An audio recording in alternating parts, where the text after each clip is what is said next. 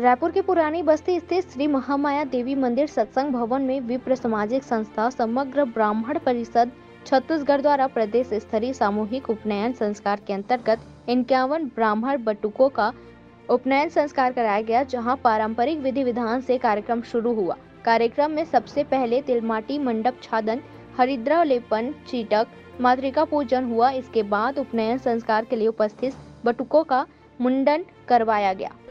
समग्र ब्राह्मण परिषद छत्तीसगढ़ द्वारा यह प्रदेश स्तरीय उपनयन संस्कार कराया जा रहा है, जिसमें 51 ब्राह्मण बटुक यहाँ पर शामिल हुए हैं और यह आयोजन का दूसरा वर्ष है जो हम सफलता आयोजित यहाँ आयोजन कर रहे हैं। छत्तीसगढ़ के लगभग विभिन्न जिलों से, मतलब मैं ज़्यादा तो नहीं कहूँगा, लेकिन कम से कम 12 से 15 जिलों के विप्रजन यहाँ पर उपस्थित हैं। भावेश शुक्ला, प्रदेशाध्यक्ष समग्र ब्राह्मण परिषद छत्तीसगढ़।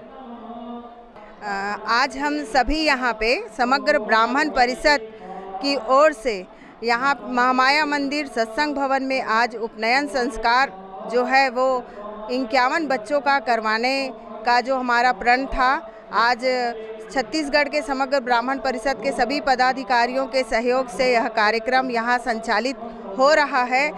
और मेन हमारा उद्देश्य ये रहता है कि समाज में जो संस्कार दिए जाते हैं, बच्चों में जो 16 संस्कार है, उन संस्कारों को हम संजोए रखें और लोगों तक ये मैसेज दें कि सामूहिक रूप से यदि कोई कार्य करते हैं तो जो आर्थिक रूप से कमज़ोर लोग हैं उनकी भी मदद कहीं ना कहीं होती है।